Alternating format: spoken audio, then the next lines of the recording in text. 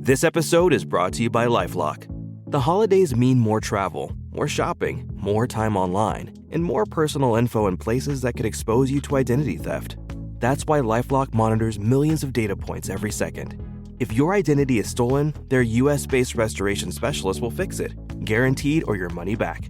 Get more holiday fun and less holiday worry with LifeLock. Save up to 40% your first year. Visit LifeLock.com/podcast. Terms apply. What's up, you guys? Welcome back to the Mixed Doubles Podcast. We're your hosts, Maggie Robinson and Josh Smythe-Macaulay. We're former D1 athletes and co-workers in a major professional sports league with a passion for all things women's sports. If you're interested in more content, please follow us at Mixed Doubles Pod on Instagram. That's 1D. The Mix and the Double, share it. And while you're here on Spotify or Apple Music or wherever you're listening, give us a little 5 stars. Throw us a good rating. And as always, all opinions stated here are our own and have no affiliation with our employer whatsoever. We can get into it. Okay. So Josh has been really busy on school nights. And by busy on school nights, I mean he went to a concert on Monday night and I haven't heard about it yet. So we're going to hear about it together. Where did you go? How did you get tickets? Went to Madison Square Garden. It was J. Cole, Jermaine Cole's one night only, 10-year anniversary of Forest Hills Drive. Fantastic album. If you're a J. Cole fan, like, you know what they say. That's no skips. Like, it's such a good album, and it stood the test of time. But yeah, it was actually crazy because I wasn't really planning on going. But like, one of my buddies, he works at UBS. They do a program where you can request tickets, and they have a suite at MSG. And so he had put in a request for 5 tickets like 2 weeks ago for this concert. Found out day of on Monday that he got 4 tickets. And we have a group chat of friends that go to concerts together, but it's 5 of us. And he was like, so listen, I have good news and I have bad news. Good news is I got tickets. Bad news is I only got 4. So he goes, whoever sends their favorite J. Cole song right now gets to come. Oh my God. And I was working from home that day, so I had my phone next to me. Yep. Immediately sent my song. It was Hello, which is fantastic. It's one of the slower ones on the album, but I love that song. I want to sing a little bit. Yeah. He goes like, and I thought about you today, and I thought about the things you used to say, and you can take that out. But no, I'll leave that in. No, I do love that song. So I sent that immediately. Yeah. And then followed by 2 others. And then the 4th was in a meeting. Damn. Then he comes back and he's like, hold on. He goes, what's your favorite J. Cole song? Comes back and says that like 2 hours later. I'm like, no way. You got another ticket. Like, that's the only reason he's asking. Not only to get another ticket, you got 2 more tickets. So what? The girlfriend comes too, and Ryan. So the whole squad went. And was definitely not expecting to have that on my Monday, but it was so good. Like, he's such a phenomenal performer. We were all saying it throughout. Like, he sounds exactly like he sounds on his records. But enough of music. We're talking about sports. Let's get into what we do. Women's sports. Yep. Start off with big plays. And big players. All right. There's a little Brazilian theme going on for big plays, big players this week. And my big player is Rayssa Leal, who is a 16-year-old Brazilian professional skateboarder. First of all, what a title. 16-year-old Brazilian professional skateboarder. Once again, we're left with the question, what were we doing at 16? What are we doing? Nothing like that. Anyways. She is the first female ever to win 3 consecutive SLS Super Crown championships. So that's like a big title in the skateboarding world. And she won $100K. That is a pretty significant payout for 16. Damn. Making 6 figs. Yeah. And some fun facts about her. She has a cool nickname. It's Fadina, which means little fairy in English, because when she was 7 years old, there's a video of her wearing this little fairy outfit, like a Halloween costume, essentially, just ripping cool tricks on the skateboard. Blew up, went viral overnight. And she kind of gathered this nickname online and is now the youngest Brazilian to have competed at the Olympics in Tokyo and now in Paris. Oh, wow. So she's on an upward trajectory. She's on X Games mode. She's on X Games mode. I don't really follow extreme sports, but she seems like someone to know about because she's doing the thing and she's literally 16. She can't. Yeah, that's insane. I also don't really follow extreme sports, but I have, like, if you're ever on broadcast television just surfing, sometimes you'll run to some X Games and I'll sit down and I'll watch a little bit. So I would watch that with my dad. Yeah, over the air. Yeah, over Yep. the air. Old school. Yep. But yeah, like getting to watch them, and it's always young people, like teenagers, Yeah. 13, 16 to 17, Yeah. whatever. But they're so good. They're so good. But let me ask, like, what would you do with 100K at 16? You get $100,000. You're 16 years old. Well, here's the thing. I think my Don't parents, say some responsible shit. Like, you know exactly what's gonna. I'll put it into a college fund. Shut That's up. exactly what I was about to say. You know who you're speaking to. If I was if I already had all my college money saved away and money was not a question, what would I do with it? Yeah. Probably buy a car because I just got my license at Oh, 16. true. I'd get like a 16. sick car and I'd whip around my high school in this car, pull up to soccer practice. Like a Jeep? I'd get a Jeep. Like I'd be that girl, which is Yeah. Yeah. you can picture me in Tennessee pulling up in like a Oh, white Jeep. 100%. A little Jeep. At least it's not a Yeah. Bronco. I figure it's gonna be a Bronco. That's what everybody No, wants. what a Jeep. I Yeah. could see that. I could What would see you that. do with that? With 100K? Yeah. At 16 At specifically. 16, I would probably open a smoothie restaurant or a little smoothie bar. See, that's also a responsible option. It's not responsible. I don't know what I'm doing. You're I just throw like all my smoothies. This is wait. This is the man who puts bell pepper in his smoothies. Let me remind you. Damn. You want him Good making your pull. smoothies? Good pull. First of all, yeah, because what other smoothie bar is putting bell pepper in their smoothie? None, because they taste bad. It's not a bad taste. It's not a bad taste. But just know it'll be good exotic smoothies. They'll be healthy. It'll be good for you. It'll be a good vibe. I already got the name, the blacker the berry. It'd be great. It'd be You great. actually thought about this. Yeah, I've always wanted to open a little smoothie bar at some point. And like I had a smoothie book, like a recipe book when I was growing up that I made. So I feel like I'd use some of those guys and then, experiment, try some new stuff. But yeah, I would have realistically, like first couple $100. Well, let's be real. Would have bought the Lego Death Star first. Now we're talking. Now we've actually gotten to what he wants. Yeah. And then I would have put it down on a smoothie bar. We would have gone from there. Okay. So. Honestly, I'm thinking back. Me at 15, my birthday present, blender. I was on the same wave as you. Blender. Me at 17, Christmas present, blender. No way. Yeah. Yeah. Wow. Look at what? Wow. Look at us. Who would have thought? I know. Crazy. All right. Let's go on to your big player. My big player, also Brazilian. So as you said at the top, nice little theme we got going on. Marta, who's like, I mean, all-time big player, obviously, but the Brazilian soccer superstar legend, whatever you want to call her, also just recently won an NWSL championship with the Orlando Pride. I thought it was hilarious when I saw it. FIFA named an award after her. So FIFA at the end of the season, or I guess at the end of like the calendar year for soccer, they have their FIFA best awards, just like best, all these things. You know better than me. But they named an award after Marta because she's nearing the end of her illustrious career. And they called it the FIFA Marta Award for best goal of the year. Mm-hmm. And what was funny is that they had asked her during the NWSL season, like, oh, they named this award after you. Do you think you should get a say in who gets it? If you do get a say, would you vote for yourself? Like what? And she was like, no, like, I think, as any humble athlete would, she was like, I think it needs to be voted on by the fans and by, the FIFA board. And that's exactly what happened. It was voted on by the fans and by the FIFA board. And to no surprise, Marta won the first ever FIFA Marta Award for the best goal. She scored a goal versus Jamaica in June. Can you imagine winning an award named after yourself, after your own achievement? That feels so meta. Yeah, if I made it up. Yeah, if I made up like the Josh Smythe Award for what would it be for? Excellence in cheering on his teammates in college. Like I'd be top bench warmer for sure.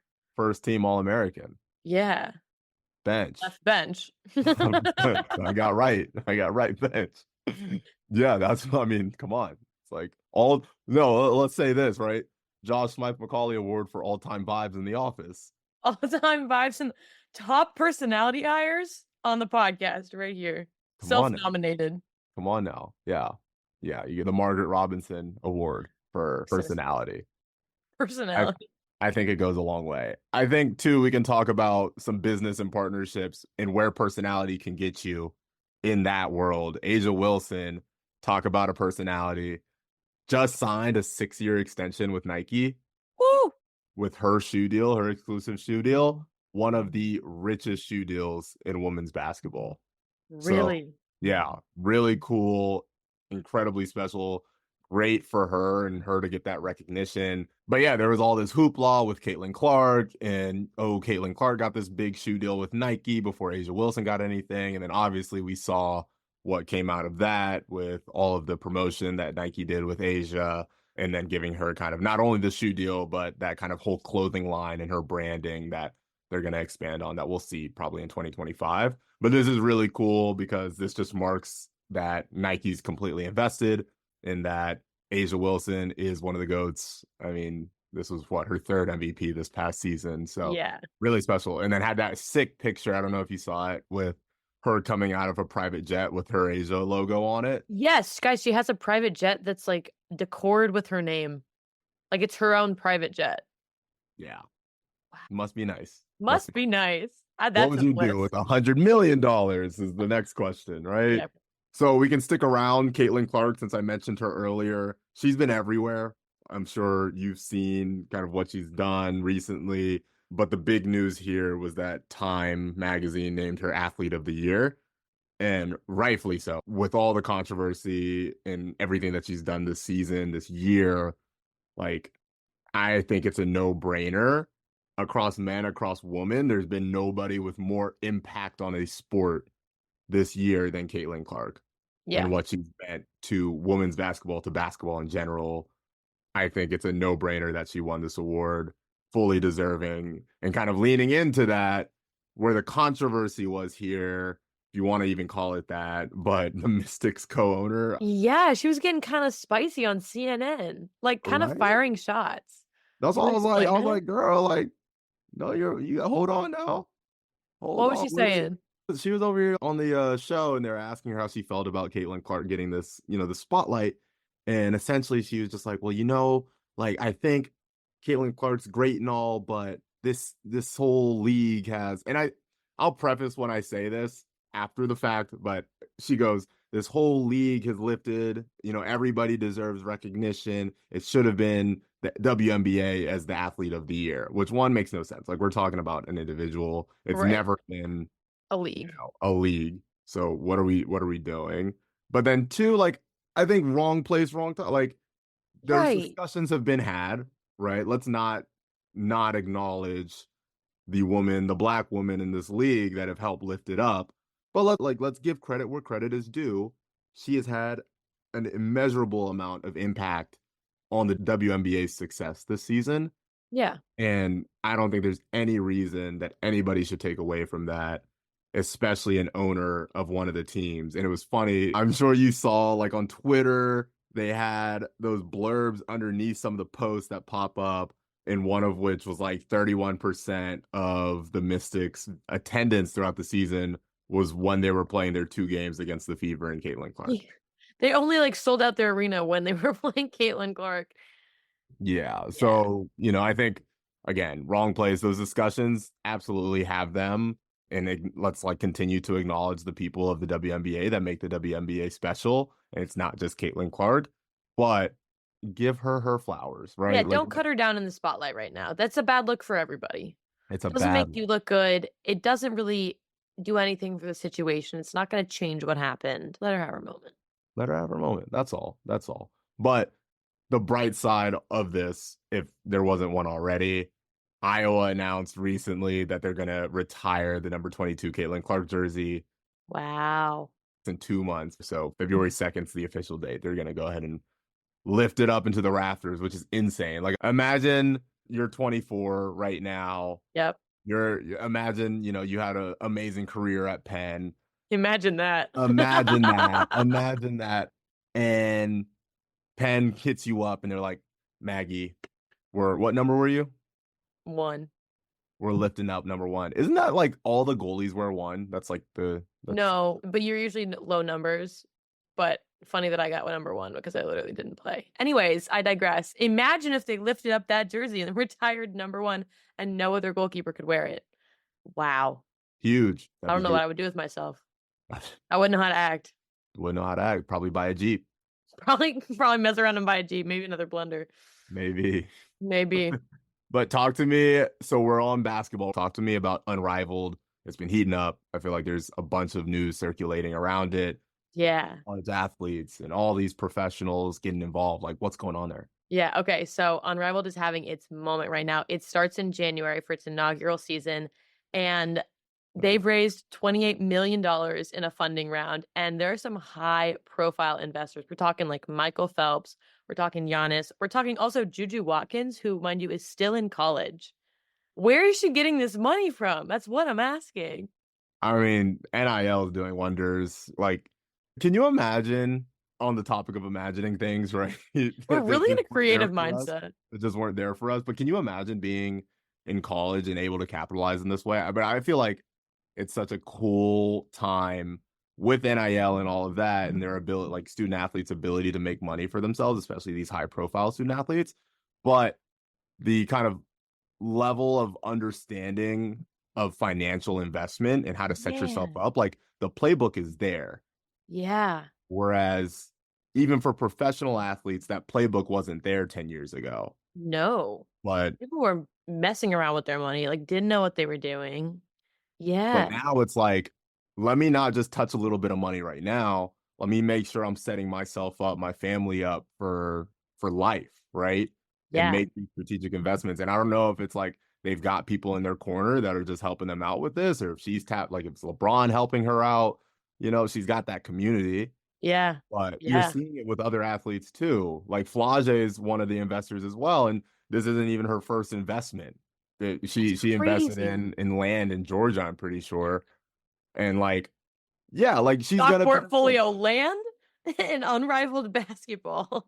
It's crazy. It's crazy. But it's like, are people advising them? But they're being so smart because Yeah. it's one thing to be in college and make your NIL money, and there's people that are making millions and there's people that are making a couple $100, right? But Yeah. with that money that you have, being able to think long term, I'm gonna go out, I'm gonna invest, I'm gonna use my name to help me invest. Like getting Juju, getting Flage in your group of investors as an up and coming league that will probably have both of those players playing in that league at some point. Right. It's huge. That's Yeah. for all Yeah. parties. Agreed. So looking ahead, you're probably wondering, okay, how is this different from the WNBA? It's different because it's an off-season league. So there are 36 different players and there are 6 different coaches. So there'll be 6 different teams. And how this works is that each coach kind of works together and they draft these teams to make them the most balanced player-wise as they can. Okay. And then the teams get anonymously assigned a coach. So the coach isn't drafting their own players. They don't know Smart, what they're yeah. building. So it's kind of like, here's a really good team, here's another really good team. We're going to sprinkle the coaches throughout. And then there's 2 players of that 36 who are like free agents essentially, who have yet to be assigned. So there's 2 floaters that we're kind of waiting to see. Looking ahead to 2026, Cameron Brink, the Stanford forward, has agreed to come on once she finishes rehabbing her knee. And pretty cool. She said she was advised by Steph Curry to join this league. So there are high profile people joining this league, and they're kind of ensuring that they're going to stick around for more than just like one season. It's not going to be a flash in the pan. No, I don't think anybody's thinking this is going to be a flash in the pan. You're not getting $28 million in a seeding round for something that's only going to last 1 year. Right. Not getting TNT involved. Yeah, let's talk about that. If it's only going to be 1 year. So I think people see the value here with this. Yeah. I think too, we can talk about this quickly. I'd love to know your thoughts. The WNBA CBA negotiations are coming up with the WNBPA, right? The Players Association. Those are coming up. I wonder at all if this new league, Unrivaled, is going to impact those negotiations at all. Because I think there's a lot of factors there. Yeah. But the idea that, like, one, I think the players that are in this league, the 36 women that are in this league, Unrivaled, are going to be averaging a salary of like $270K. Right. Which is way higher than their current amount that they're making in the WNBA, even as top players. Yeah. They're making like $70K. Yeah. It's higher than the max. So you think about like, okay, well, we have this opportunity, and it's, again, like it's 36 players. It's not the entire league. We have this opportunity now as players to go and make this money domestically, because that was always the issue too, is you were sending us abroad. Right. The whole Brittany Griner issue. This kind of like is the legitimate solve for sending players abroad into areas that are not safe. Yeah. So no, I don't know. I mean, like, love to know your thoughts. Top of mind. How would you think this unfolds? What? Yeah. Well, I mean, the whole name of the game here is they're keeping it small so that they can afford like kind of luxury for their players in Unrivaled. So starting with salary, obviously way higher base salary right off the bat. They can actually afford to do this and not have to like scrap by. I also think they're all going to Miami. This is going to be based in Miami throughout the off season. And apparently the facilities are really nice. Like they got good facilities going on. They're also taking care of their players. I think there's childcare available. I think there's just like the amenities are that of like a top tier team in the WNBA in the way that it hasn't really like not every team has these same amenities. And I think this is going to show people like, oh, this is an option. If there's more funding in all this and in women's sports, like this is probably what we're deserving of. And this is real. Another cool thing I saw that Unrivaled is doing is that they're hiring their coaches kind of based on the player development side. So a lot of these people have background in player personnel, in player development. They've been assistant coaches. Some of them have been head coaches, but a lot of them have worked in the college ranks. And so they're kind of coming at this with a holistic view more than just like a hard, fast coach perspective, which is cool because it's still like a learning environment for the players. Like at the end of the day, it's still 3v3 and it's in the off season. You're trying to get better for your main gig. Like this is still the side chick to the WNBA. Do you know what I'm saying? Yeah, which is funny because they're going to be making more money. But correct. Yeah, I'm sure like you've got to think about that if you're the WNBA as far as, yeah, we might not necessarily have any rivals right now, but people see the value. Yeah. Got to make sure we retain our marquee players. Yeah. And you mentioned it earlier, TNT guys, TNT broadcast the NBA. That is a huge get to have TNT broadcasting Unrivaled basketball on Mondays and Fridays. Like that legitimizes them so much in the TV landscape. I don't think that can be overlooked either. Yeah. No, I mean, it's exciting. It'll be a fun watch. It'll be great for everybody, I think, because you just have these opportunities to get kind of ancillary coverage of women's basketball. Yeah. So it's great for the fans that want to continue seeing these stories and continue seeing these women play at a high level. I think it's great for the WNBA too to kind of have something that is filling the off season. And, you know, if I were in marketing on that side over there, I'd be thinking about how do we kind of capitalize? I know it's not our league, but how do we capitalize off of some of the buzz that'll be generated and kind of utilize, you know, what's happened this past season with storylines that are being generated while they're playing in Unrivaled. I would definitely keep my eyes open and just see what you can do and how you can capitalize off of them. And to those points, talking about 3v3, want to shout out Columbia alum Abby Shue. She helped. That's a dog. That's a dog. That's a dog. Abby Shue. I mean, what? Like all-time 3-point leading scorer or all-time in Columbia basketball history. I think maybe all-time point scorer. Maybe number 2, I think. Sorry, Abby, if you're listening. The Team USA 3v3 team that got silver this past weekend. So damn. Wanted to pop that in there. You see you. Keep doing it. That's big. That's big. And staying kind of in the realm of college. Yeah. A lot of really cool things going on in volleyball, if you want to walk me through that. Yeah. All right. So it's the NCAA Final Four in women's volleyball. And all 4 number 1 seeds made it to the Final Four. That is kind of rare. I feel like usually there's some upsets. Usually it's like, talk about men's soccer. Vermont just won the men's national championship. Like usually there's a sleeper pick in there.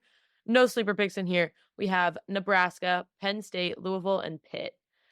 Pitt women's volleyball has been on a tear this year. I feel like they're always like pretty decent. This year they've been outstanding. Also, I will say notably off the list. Sorry, Josh. UT. What happened? Horns down. Well, don't do that. Don't do that. So what happened? Yeah, we lost. Okay. It is what it is. We won 2 championships in a row. You know, 3's hard. 3's time hard. For someone else. I think we're hoping that happens to the Chiefs too. You can't say that. Anyways. Whatever I want. No, but yeah, very sad for Texas. But you know, these teams are deserving. Let them have their time. We'll be back. Anyway, the championship game is on Sunday, And they're hoping to beat the viewership of last year's game, which was 1.7 million viewers between the one and only Texas and Nebraska. So if you want to watch this game, will be on ABC at 3 p.m. Eastern on Sunday. Tune in, be part of that record-setting viewership, and it'll be a great game. We love women's volleyball. Wow, good ad. Good ad. You think we'll get paid for that? You think Disney, ESPN, you think they'll pay us for that? I think that might be a conflict of interest. Now it's a partner. Is it a partner of the pod? It's a partner of the pod. Could be. Come on now, Jimmy. Talk to us. And then kind of to wrap up with what's going on in the world of soccer. The NWSL is looking to expand. We mentioned this, but I think they're actually serious about it. Denver looks to be getting an NWSL club, and that feels like the perfect place for it. They have great youth soccer. They've developed a lot of talent for the U.S. women's national team. And I mean, soccer is really big on each of the coasts. We have a great East Coast teams like New Jersey, New York, classically good. We have great teams in Florida. California, incredible. Texas, really good. The Midwest is like good, but Denver and Colorado is kind of like, where is it? Is it West Coast? Is it Midwest? I don't know. Mountain West? But if we put an NWSL club there, it kind of brings it all together and it homogenizes the U.S. in the NWSL. Good word. Good word. Thank you so much. Snaps. Yeah. It's going to be pricey, though. It's going to be pretty pricey. What's the money?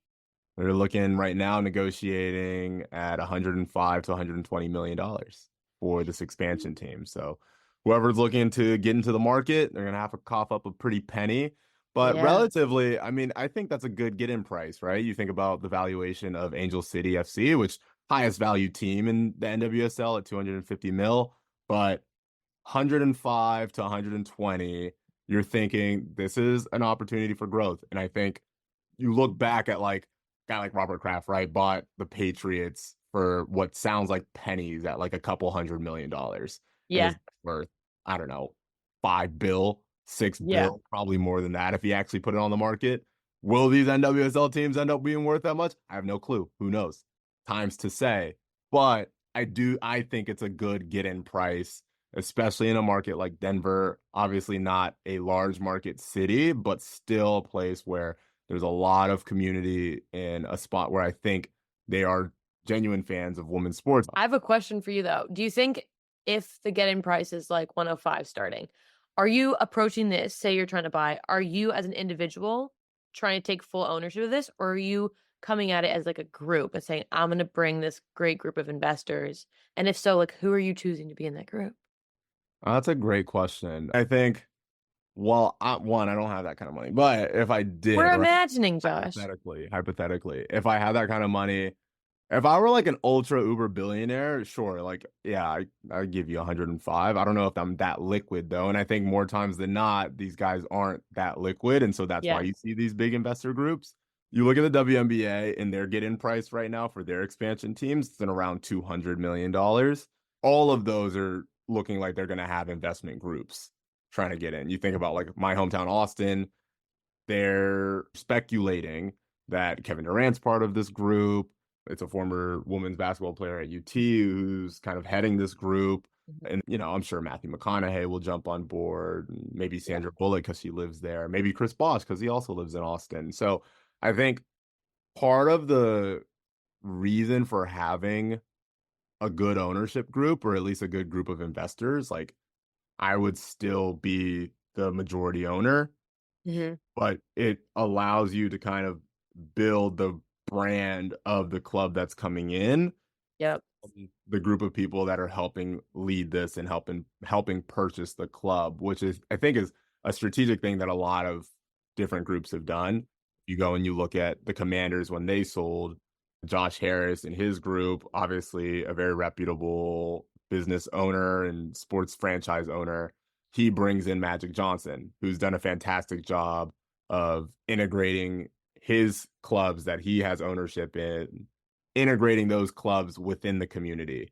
Yeah. Great example is what he was able to do with the Dodgers.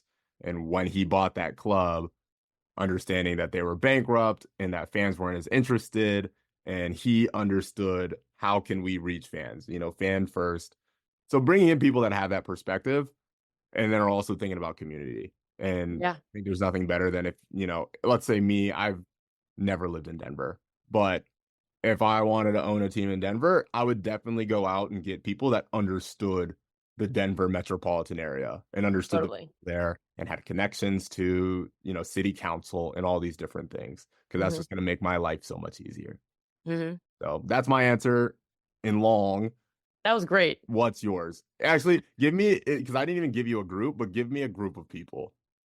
But I don't know Denver like that. That's the issue, because I do agree with what you're saying. You need to have a representative group of like, you need to have someone, okay, I can do like the stereotypes. You need to have like the star. You need to have like the TV star or the movie star who's like a big, well-known face. And if they say that they're backing it, it's going to make news on a lot of different headlines. That's like your PR person, essentially, you know? They're running PR for you because they're so well-known.